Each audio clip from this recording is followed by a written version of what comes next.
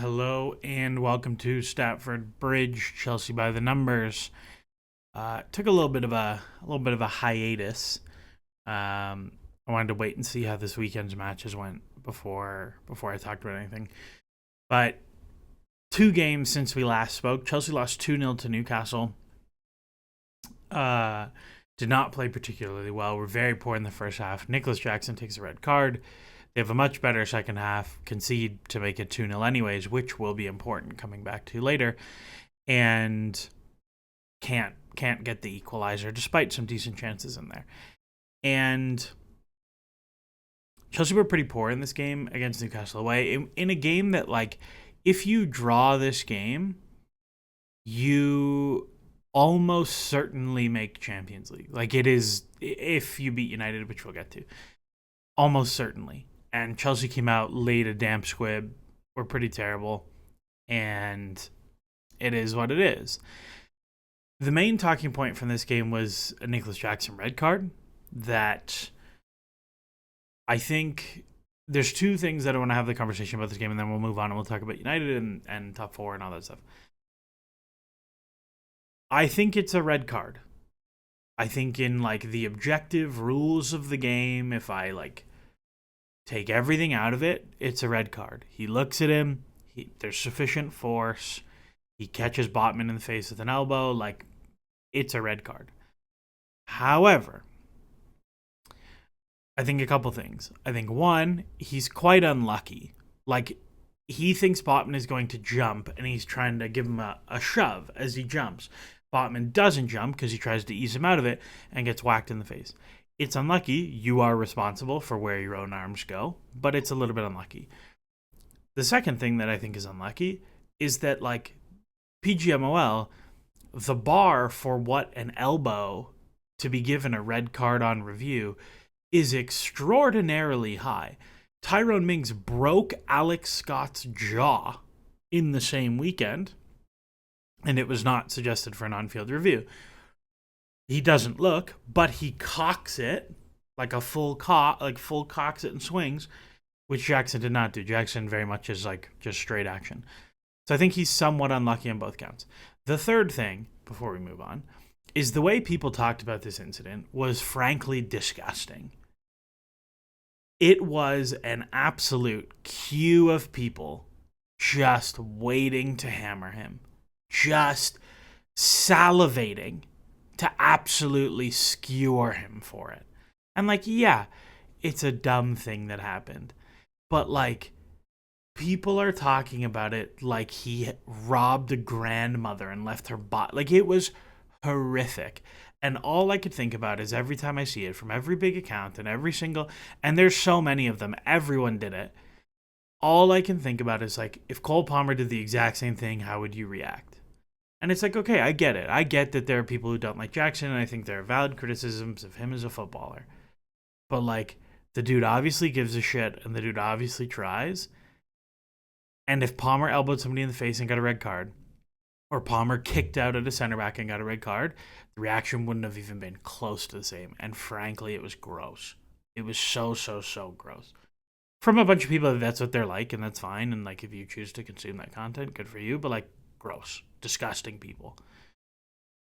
The less said about that game, the better. Now, the problem from this game is that Chelsea losing 2-0 means it's a 4-goal difference swing coming out of this game. Chelsea and Newcastle were level on goal difference ahead of this game. Coming out of it, Chelsea are now plus 19, Newcastle are plus 23. That hurts because it means going into this weekend, you need a quite favorable goal swing to open up draws in the last weekend with them against Everton.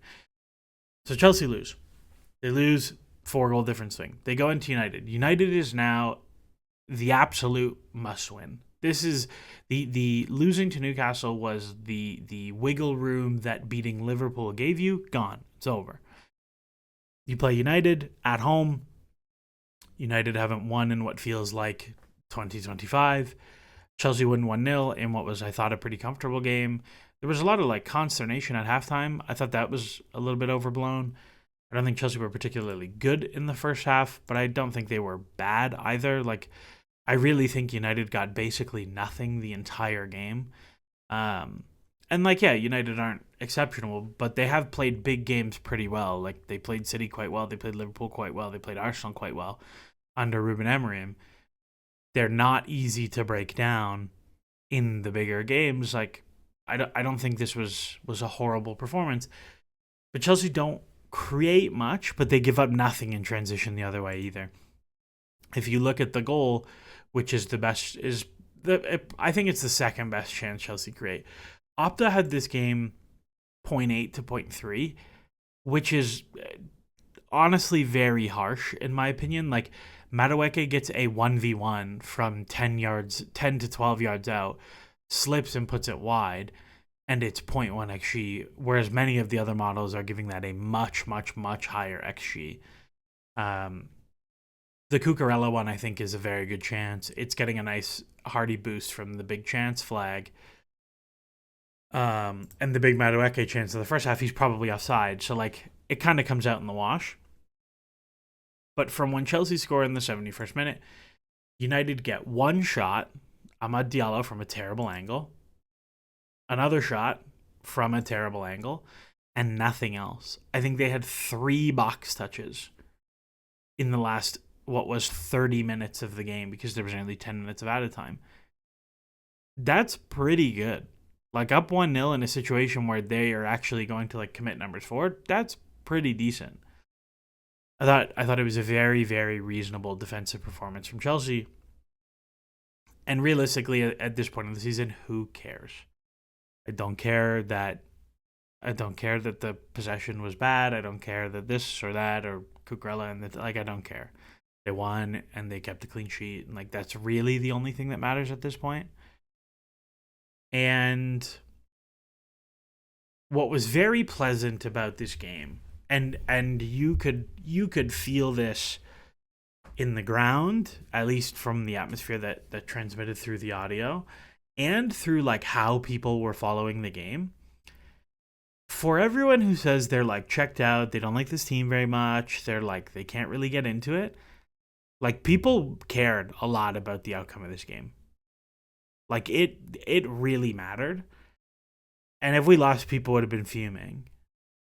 And like people are more relieved than happy that we won. But I think like there's people give a shit. They definitely care. And so Chelsea win. They come out mostly scot-free, no injuries. Eric George played as a 9. We're not going to talk about it. I didn't think he was great. I thought he was very good defensively, but I didn't think he did much in possession. Don't think anyone in Chelsea did much in possession. But Chelsea come out, they win 1-0. So then we look at the other matches from Game Week 37. Villa beat Spurs 2-0. Spurs are pretty useless. Means they go into the final match week on 66 points, level with Chelsea, but only on +9 goal difference, so considerably behind Chelsea. So any draws, any place where they're level on points, whether they're on 66 or 67, Chelsea get the edge. Villa go away to United, the final game of the season, so a little bit like tough fixture for them, I think, the last game of the season. The other game of import is Forest West Ham. Forest beat West Ham 2-1. The first goal is Alphonse Areola passing the ball to Morgan Gibbs-White to shoot it into an empty net. And Milinkovic scores off a set piece that is like maybe offside. The semi-auto offside, like couldn't handle how many people were inside the 6-yard box for it. It didn't know whose limbs were whose, which is fair. And Forest kind of hold on late for a 2-1 win in a game that they don't play particularly well. They go into the final match week on 65 and way behind Chelsea and Newcastle and City on goal difference as well. The other match is Newcastle-Arsenal. Arsenal win 1-0. Newcastle, I thought, played okay in this game, even without Alexander Isak, who pulled out the morning of with a groin knock. But he couldn't even dress, which makes me think maybe he's not going to play the last game of the season against Everton. You don't know. Let's see. But Arsenal win against Newcastle. which leaves you going into the final match week with a couple of questions. Newcastle have played 37 matches. They're on 66 with a plus 22. Chelsea are on 66 with a plus 20. Villa are on 66 with a plus 9. Forest are on 65 with a plus 13. Chelsea play Forest. Newcastle play Everton at home. Villa play United away. The other team in the mix here is City on 65, but have 2 games. They play Bournemouth at home and then Fulham away, or it might be flipped. I can't remember which. But they play those 2 teams in there. And what that opens up is the 4 matches that actually matter for Chelsea, that are obviously not Chelsea Forest, and the subsequent conditions. If Chelsea win against Forest, no matter what, they are in. They'll be on 69 points. Forest will be on 65, so they're gone. They'll be on 69 points, so Forest are gone. Villa, even if they get to 69, will certainly not make up 14 goals of goal difference because it's 13 now, and if Chelsea 13 goals of goal difference because it's 11 now, and then 12 and whatever, and Chelsea have more goals scored. So there's no world where if Chelsea win, Villa can catch them. It's very unlikely. If Chelsea draw, they have 3 avenues to making it anyways. Chelsea would be on 67 with a plus 20 goal difference. If Villa also draw or lose, Chelsea are in. We'll talk about the probabilities of these various paths shortly. If Newcastle lose to Everton, which would mean they finish on 66, Chelsea go in ahead of them at 67, regardless of what happens to Villa. And the third avenue is that between Bournemouth and Fulham, City only take a maximum of 1 point. So they lose both or they draw one and lose one. And if Chelsea draw, they would have 67, City would have 66, and Chelsea would advance. And there is, again, no world where Chelsea can make up the 4 goals of goal difference with Chelsea taking a draw and City taking 2 points. Again, losing 2-0 to Newcastle really mattered here. Losing both games to City, losing to Villa when Philip Jorgensen throws it into his net. All of these like little case by case. Bournemouth missing an empty goal in injury time to equalize against Villa. All of these things add up to like huge probability swings in this final match week. And so those are the 3 circumstances where Chelsea can advance with a draw. There is a narrow path that Chelsea can advance with a loss. So here's kind of what it looks like. So I looked at the most recent bookie projections, and if I zoom in, so you can, I don't know how to zoom here. If I zoom in, so it's really nice and big. If you look at all the betting lines as of today, so Sunday, Chelsea Forest is something like a 50% win for Chelsea, 27% draw, 23% loss. Opta have this much more even. So when I'm going to tell you at the end of this that I have Chelsea at 72% Champions League and Opta have it 56%, the whole difference is that Opta have it actually like 38% chance Chelsea beat Forest.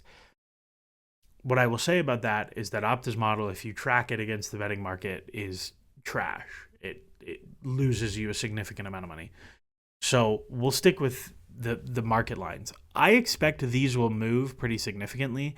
Like, for example, if Isak is out, like Newcastle are like 65% or 70% to beat Everton. If Isak is out, I suspect that'll come down pretty significantly. Like, he is comfortably their best player. So things like that will impact. So starting from the place of Chelsea are 50% chance to win. It's like 49%, and then there's some VIG, so it's like 50%. So Chelsea have at minimum a 50% chance of making top 5. Then you look at the draws. So starting from a 27% chance, there is a 27% chance that Chelsea draw. And if you look at Villa versus United, they're like 50% to win the game, 25% to draw, 25% to lose to United. So you get 13.5% that Chelsea qualify with a draw and through the Villa route. Then what are the odds that Newcastle loses? It's about 14% from the implied probabilities. And then what are the chances that City take 1 point from their games, 1 or 0 points from their games, and it's about 3.5%. And then the Chelsea lose case, you can see there's a whole bunch of compounded probabilities here. What has to happen for Chelsea to get in with a loss is that Chelsea lose, which means Forest are in. Forest are in with the Chelsea loss. And you have Villa lose. You have 2 of 3 things happen. You have Villa lose. You have Newcastle lose, but by enough goals to sink the goal difference. So Chelsea are 2 goals behind Newcastle. They lose. So let's say Chelsea lose by 1 goal. They go to 19. Newcastle would have to lose by 4 goals. Because if Chelsea and Newcastle draw on goal difference, Newcastle will go ahead of them on goals for, because it's goals for before head-to-head, which we'd be even on head-to-head anyways. And then I think after head-to-head, it's like away goals in the 2 ties, which is like just ridiculous. And then there's none of that. Like, it's a mess. Regardless, Newcastle would have to lose by 4 to Everton, which is like, there's no chance. And then you have... the third option is that City takes 0 points from their 2, or they take 1 point, but in the loss lose 5 goals of goal difference. Actually, 6 goals of goal difference. So again, like I have this as like an 0.1% or 0.8%. There's a 0% chance. Like this is not happening. So even if I'm like pretty harsh about some of this, like I have it at 71.5, it's probably more like 67, 68 when you subtract the VIG out. Like, yeah, 2/3 of a chance basically is where I have it modeled out. Opt to have it at 56. I can't find any betting markets on top 5 because it seems like they've closed those markets now for the last weekend, because now you're just betting on individual games. And that's where we're at. So that's the permutations. That's how you get there.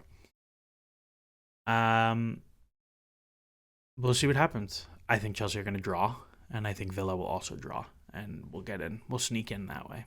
That's my official prediction. So we'll leave it there. We'll have some Conference League stuff after the final. I might stream the final. Depends on my surgery is for my knee. Depends if I'm loopy or not. We'll see. But we'll wrap it there. And then after the season, we will debrief on Enzo Maresca and on Chelsea and on Champions League or not Champions League and what I think Chelsea should do in the market. Anyways, we're going to wrap it all there. As always, enjoy the soccer.